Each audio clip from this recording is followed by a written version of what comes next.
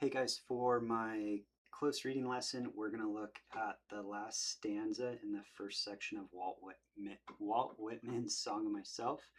And I'm kind of break it down. I'm going to introduce some source materials that you guys can go back and look at. And I'm going to show my process as well. I really like doing interactive notes, so I typically print everything out and use a combination of like pens, highlighters, sometimes even colored pencils to really, I don't know, it's just kind of how my brain thinks. So I tried to replicate it in the PowerPoint just so you can see my process. If that's not your style of note taking, there's a couple other examples like Cornell notes or even just like making a really nice graph and organizing your notes. The biggest thing with close reading is when I teach it, I like to think of people doing kind of multiple passes, and as you read through it each time, every pass kind of focus or every read focuses on something new or different. And with that, it always helps me when my notes are super detailed. Um, Not only can I go back and look at kind of different layers of the text, but it also helps me go back and organize my thoughts when I'm trying to explain where my head is at writing a paper, things like that. So yeah, give me 1 sec and we're going to get started. So obviously this is going to be the close reading exercise for Song of Myself by Walt Whitman. See if I can figure out how to, there we go. So like I said, we want to decide how we're going to organize our thoughts. So it kind of pertains to this because it's going to help you figure out your process, but figure out a note-taking strategy that works for you. That's one of the things that I like about English is that your process can be somewhat individualized as long as your product meets the standard. Like I said before, we're going to do multiple readings. When I look at it, I generally break it into like 3 readings at minimum. You're going to look for your content, what's it talking about, language and structure, how do they talk about it, and then the overall theme is how do all those pieces link together to create the complete product of what you're reading. And I would say our biggest risk is trying to do everything at once and getting overwhelmed. So I really do emphasize as you read through this, focus on each specific step. Here's some materials you guys can look. These are all hyperlinks, but we have some sample note-taking methods. Visual note-taking, that's what I like to do. You'll kind of get insight into my process. I'll model it for you. And then here's some resources. So we have the actual text for Song of Myself, if that's what you want to look at. And then we also have an audio version if you maybe want to listen to it. And then I have 2 sample secondary sources. The first one is scholarly, and then the second one is a non-scholarly source, but it also provides some nice insights. You guys can look through that as you start working on the next section of your choice.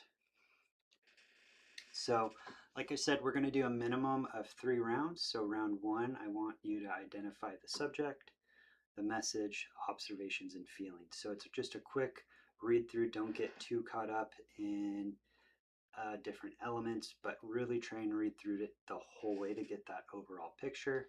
Round 2, you're going to shift your focus. It's going to become a little bit more in depth, but you're looking at the form, the structure, the meter, the rhythm, and the diction. So like I said, you're looking at the components. What materials did they use to build this piece of literature?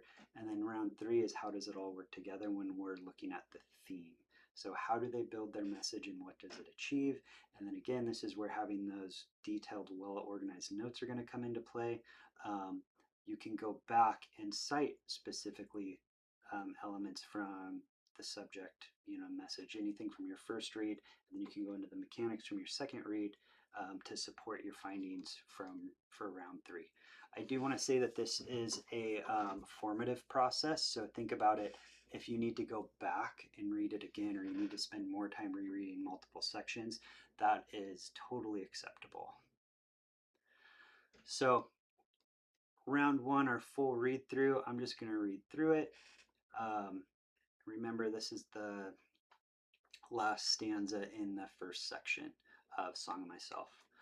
So creeds and schools in abeyance, retiring back while sufficed is what they are, but not forgotten. I harbor for good or bad, and I permit to speak at every hazard. Nature without check with original energy. So when I look at this for the subject, to me it's pretty clear that he's talking about himself. You can look at, he uses I twice in the third line, and then he's talking about how he's planning on acting, right? So the message is I harbor for good or bad.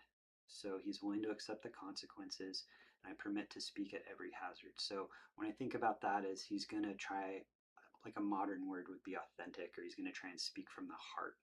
And then nature without check with original energy. So he's trying to, like I said, I used the word authentic, but he is trying to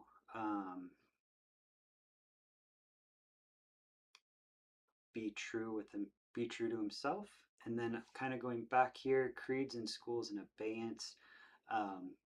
One of the things that I did was I highlighted the things that I wasn't sure of, but what I thought they related, or underlined, sorry, the things that I wasn't sure of, but what I thought they related to. So creeds and schools, I think of creeds as kind of a belief, and schools, obviously, that's education, like what we're doing right now. But I feel like creeds in schools contrasts nature, right? So creeds in schools are things where you're learning to fit within certain guidelines or parameters, and he contrasts that with nature. Both of these sort of make the bookends. So without check with original energy. So I think he's contrasting the two in terms of like a shift internally for him.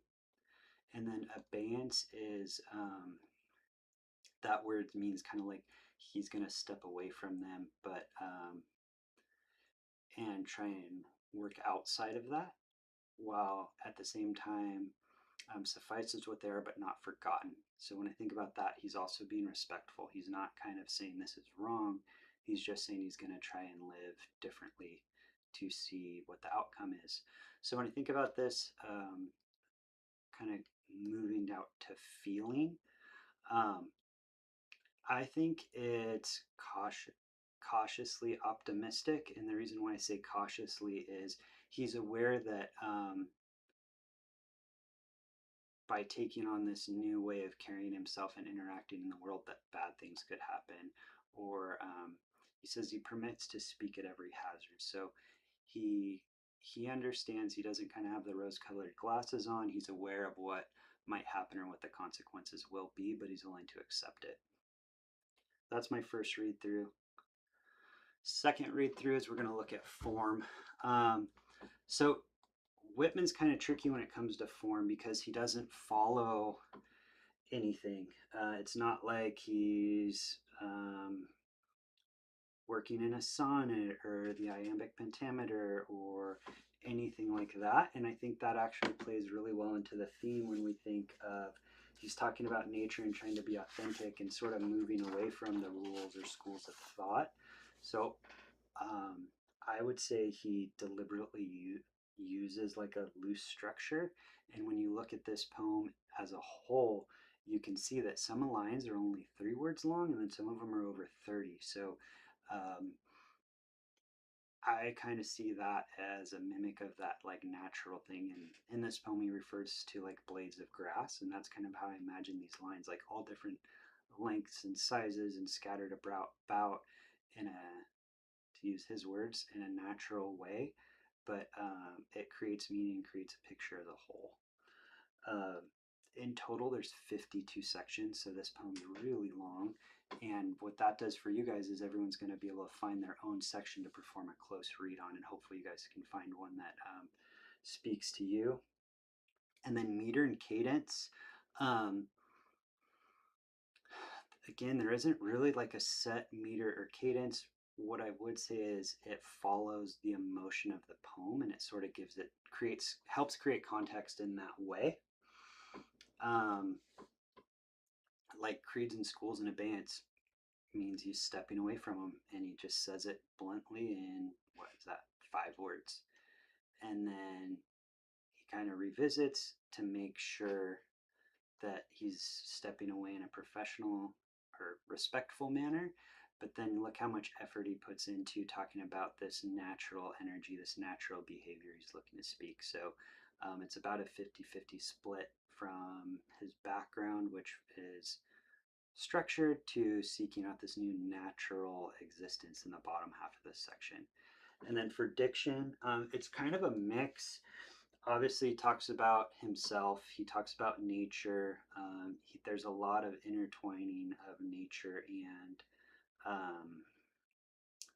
like the body, and he talks about it in a very intimate form, not only for himself, but later on in some other sections, he gets pretty descriptive about interpersonal intimacy as well. But knowing that kind of makes me think that he's writing from a very personal standpoint. So that's kind of my second read. And then my third one, we're looking at overall theme. So we talked about how it's almost like an even split between his past and where he's moving now. I don't want to talk about the research or secondary sources too much, because I want you guys to do that for your assignment. But really go in and look at the time frame when Whitman was speaking, what was going on in the country, learn some of his background history and what kind of natural energy he might be speaking to.